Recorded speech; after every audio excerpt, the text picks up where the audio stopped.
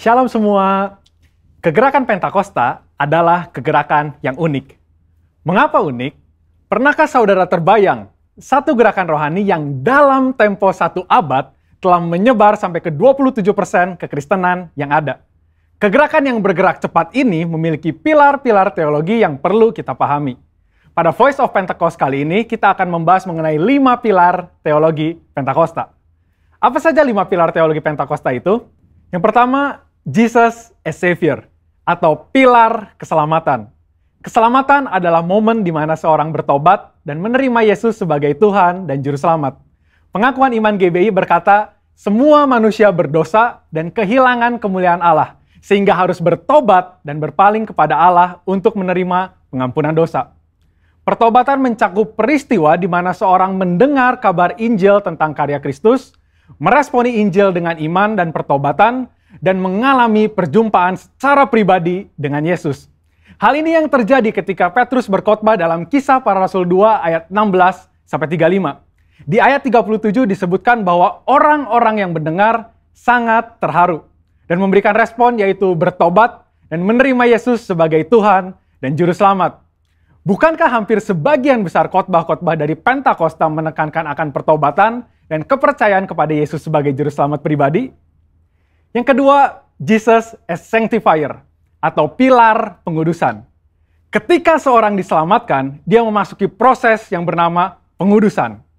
Pengakuan iman GBI berkata, penyucian hidup adalah buah kelahiran baru karena percaya dalam darah Yesus, dikerjakan oleh kuasa firman Allah dan Roh Kudus, karena itu kesucian itu azas dan prinsip hidup umat Kristen.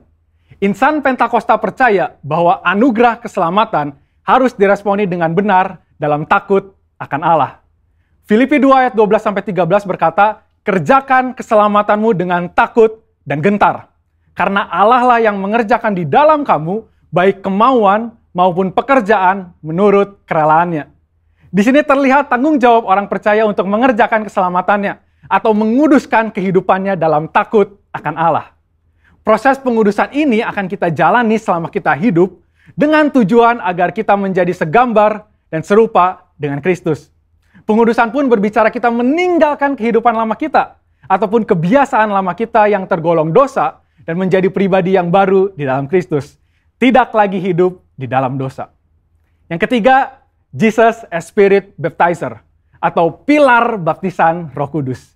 Ini adalah bagian penting dan merupakan pilar sentral yang mengikat keseluruhan 5 pilar yang ada.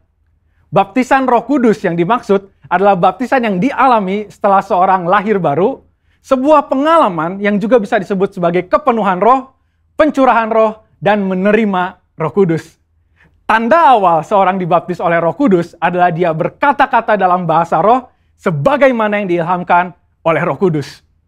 Baptisan Roh Kudus akan menghasilkan dampak secara internal maupun eksternal. Secara internal, yaitu kehidupan penyembahan yang lebih intim dengan Bapa. Karena menurut 1 Korintus 14 ayat 2, disebutkan bahwa orang yang menyembah dalam roh adalah mereka yang berkata-kata secara rahasia kepada Bapa. Pada ayat 4 pun dijelaskan bahwa saat kita berbahasa roh, kita sedang membangun diri kita.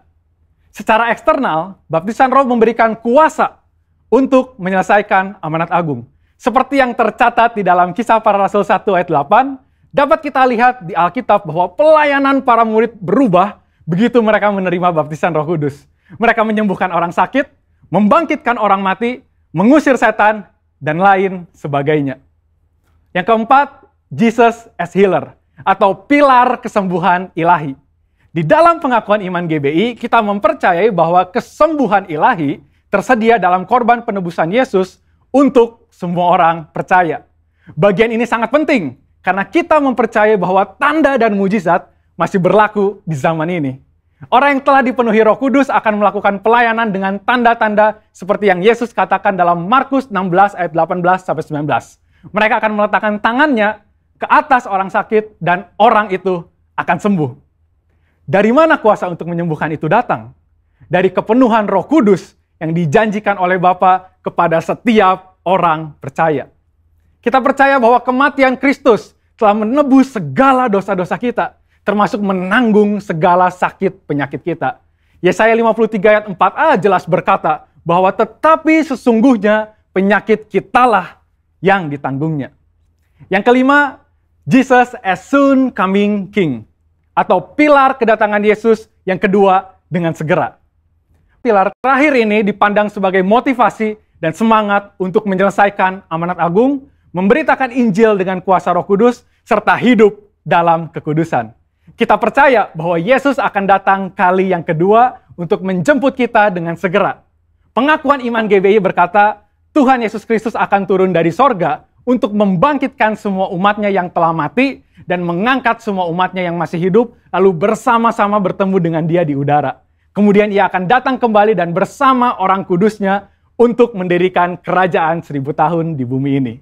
Kita percaya kedatangan Yesus untuk yang kedua kalinya untuk menjemput mempelainya yang masih hidup, atau biasa disebut rapture ini, akan terjadi secara tiba-tiba dan tanpa seorang pun tahu kapan waktunya.